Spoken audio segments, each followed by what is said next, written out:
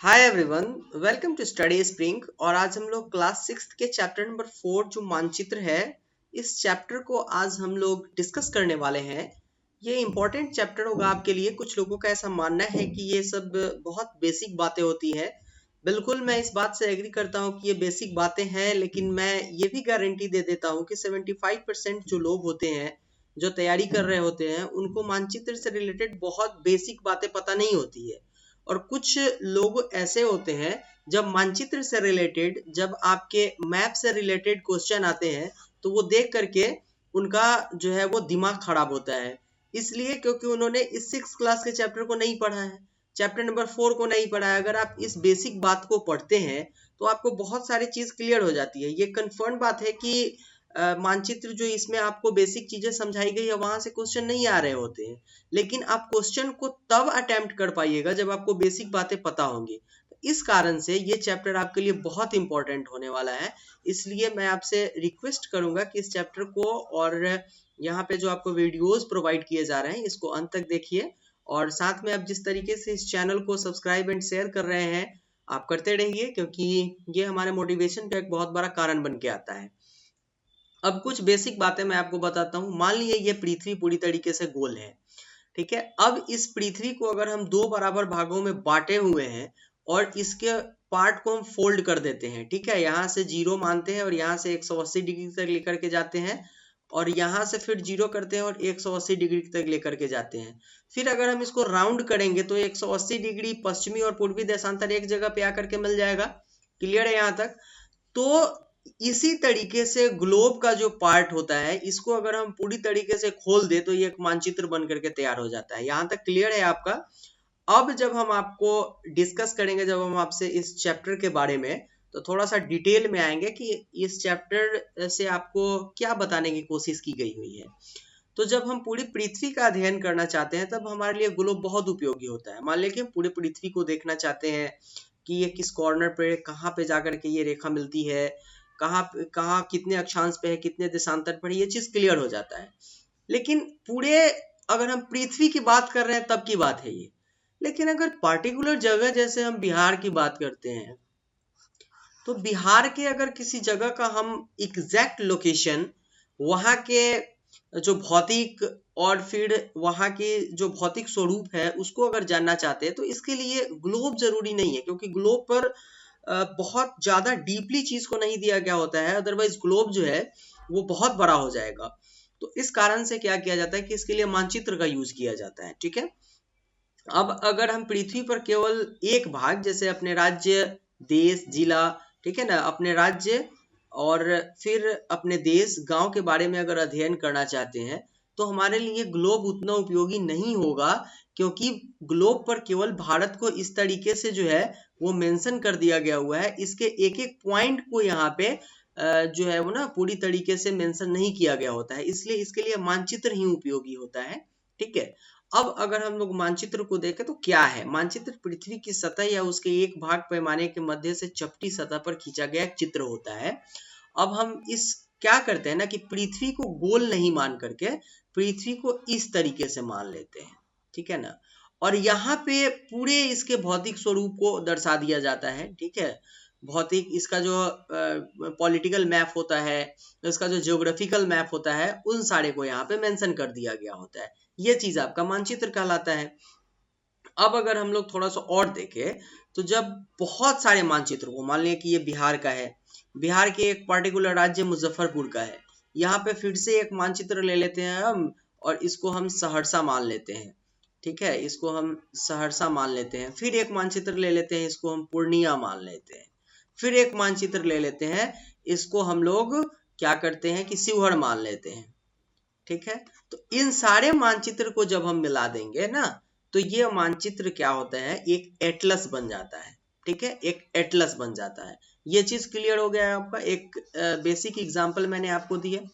अब अगर हम लोग आएंगे यहाँ पर थोड़ा सा और अगर इसके ऊपर डिस्कस करते हैं हम लोग, तो यहाँ से आते हैं हम लोग फिर से, तो भौतिक स्वरूप क्या बोलता है, भौतिक मानचित्र जो होता है उसमें हम लोग क्या देखते हैं। आप जब बुक स्टॉल पे जाते होंगे तो आपसे पूछता होगा कि आपको जो है वो भौतिक मानचित्र चाहिए कि राजनीतिक मानचित्र चाहिए, ठीक है ना।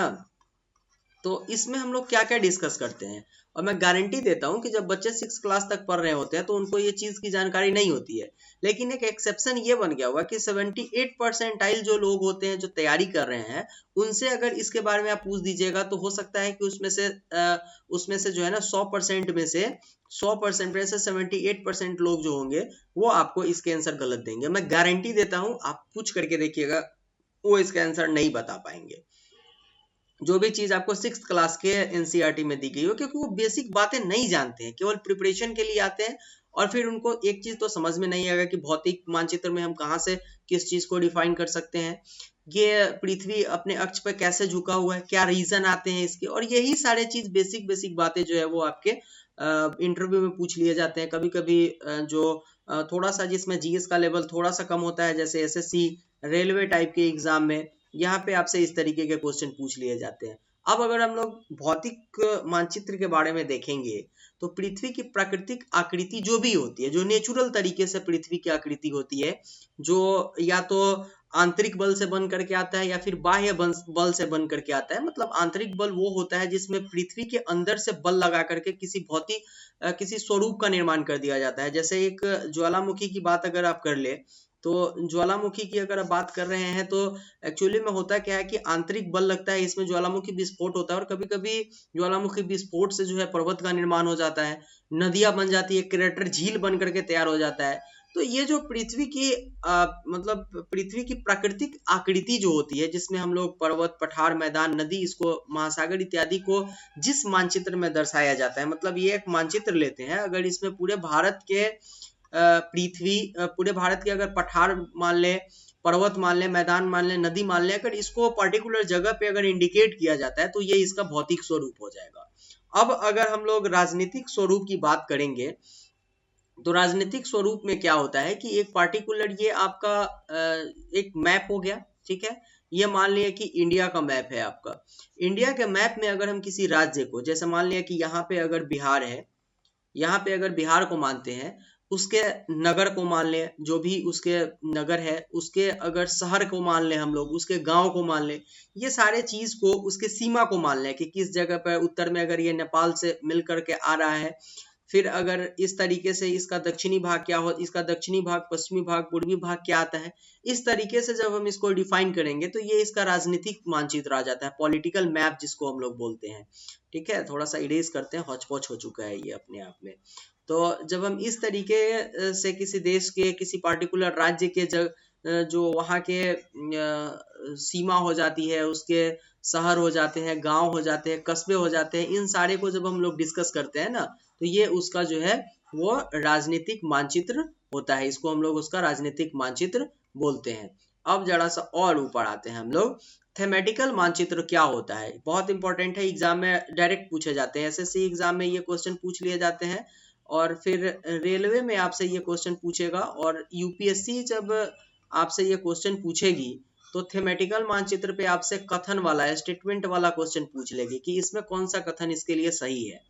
तो कुछ विशेष जानकारी प्रदान करते हैं, ठीक है ना, जैसे सड़क मानचित्र, वर्षा मानचित्र, वन क्षेत्र इत्यादि का विवरण दर्शाने वाले मानचित्र जो होते हैं, इनको हम लोग थेमेटिकल मानचित्र बोलते हैं। पार्टिकुलर राज्य में एक बिहार है, मान लेते हैं कि बिहार में जो है वो कितना वर्षा हो रही है इस साल, अगर 2020 की बात करें हम लोग तो 2020 में कितना वर्षा हुई है, या फिर यहाँ पे वन जो है इसकी संख्या में कितनी कमी हुई है, या फिर अगर हरियाली मिशन अगर लाया गया तो हरियाली मिशन में बिहार के एक जिले में कितने वन जो है वो यहाँ पे लगे, यहाँ पे वन लगे, या फिर उसका डेवलपमेंट ग्रो अप हुआ है, ये सारे चीज को अगर हम लोग बनाएंगे तो ये हमारा थेमेटिकल मानचित्र बन करके आएगा। यहाँ तक क्लियर है। अब अगर हम लोग दूरी की बात करेंगे तो अगर सपोज दैट आप एक मानचित्र बनाते हैं जो 4A पेज पे होता है, और यहाँ पे अगर आप पूरे इंडिया को इस तरीके से दर्शा देते हैं, तो इसका जो साइज आप क्लियर कीजिएगा ना, वो अपने हिसाब से क्लियर कीजिएगा।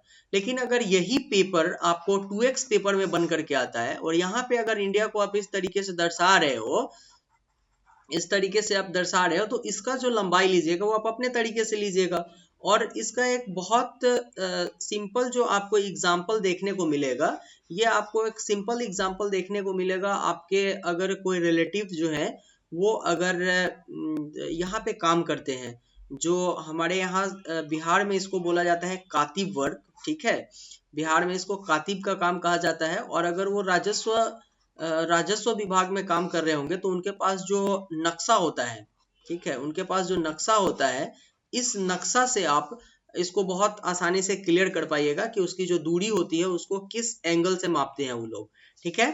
तो अगर इसको बहुत सिंपल देखा जाए तो पैमाना स्थल पर वास्तविक दूरी मानचित्र पर दिखाई गई दूरी के बीच का अनुपात होता है ये। और बाकी इसमें जो है 1 सेंटीमीटर स्थल में 5 किलोमीटर को दर्शाया जाता है, जो एग्जैक्ट मैप बना करके दिया जाता है।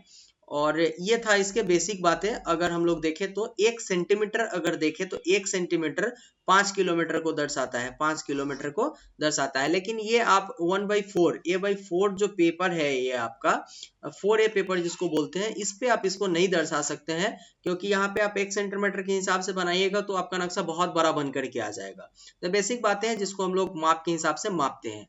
बाकी अगर देखें तो छोटे पैमाने के जो नक्शे होते हैं, जो मानचित्र बनाया जाता है, इसमें 5 सेंटीमीटर स्थल को 500 किलोमीटर के रूप में दर्शाया जाता है। अब ये पेपर, ये जो है छोटे नक्शे, ये राजस्व विभाग में आपको देखने को मिल जाएंगे, भारत सरकार के पास देखने को मिल जाएंगे, या फिर आप इसको डाउनलोड कर सकते हैं, लेकिन इसके लिए आपको चार्जेस देने पड़ते हैं। ये है क्लियर बात। तो इस छोटे वाले पैमाने पर 5 सेंटीमीटर को 50 किलोमीटर 500 किलोमीटर के रूप में दर्शाया जाता है। और यहाँ पे जो था आपका वो 1 सेंटीमीटर को 5 किलोमीटर के रूप में दर्शाया जाता है। यहाँ तक क्लियर है आपका। अब अगर हम लोग आएंगे थोड़ा सा और इसके ऊपर डिस्कस करते हैं, तो ये कुछ आपको वर्क दिए जाते हैं। अब 6th क्लास में अगर आप देखिएगा तो एक बेसिक वर्क दिए जाते हैं जो बच्चे आसानी से उसको समझ पाते हैं और एक बेसिक नॉलेज उनको मिल पाता है। ये सारी बातें हैं यहाँ पे, और कुछ नहीं है इसमें। बाकी अगर दिशा की बात करेंगे आप लोग मैप में, तो मैप में जो दिशा होती है वो जनरली ऊपर उत्तर, नीचे दक्षिण होता है, इधर पश्चिम आ जाता है, इधर पूरब आ जाता है। और इसके कॉर्नर वाले एरिया को जैसे ही आप बीच से इसके निकालिएगा तो ये उत्तर और पूरब के बीच में, इसलिए इसको उत्तर पूरब बोलेंगे। ये उत्तर और पश्चिम के बीच में, इसलिए उत्तर पश्चिम बोलेंगे। ये पश्चिम और दक्षिण के बीच में, इसलिए दक्षिण पश्चिम।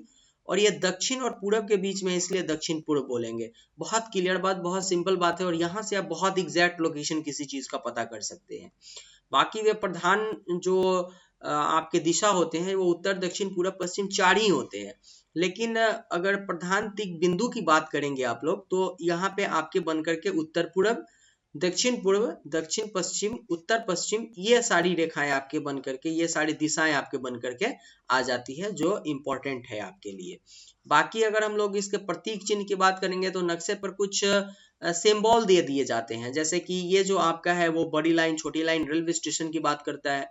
सड़कों के लिए इस तरीके के आपको सिंबल दिए जाते हैं। अंतरराष्ट्रीय या फिर राज्य और जिला के लिए इस तरीके के सिंबल्स दिए जाते हैं, जो आप जब मैप में यहाँ पे अगर इंडिकेट करके इस जगह पे अगर ऐसा दिया जाता है और इस जगह पे लिखा होता है कि इस सिंबल को आप मान लीजिए कि ये सिंबल आपके लिए जो है वो नदी है, मान लीजिए, तो अब आप समझ जाइएगा कि यहाँ पे जो सिंबल दिया गया हुआ है ये नदी को दर्शाता है, नदी को इंडिकेट करता है।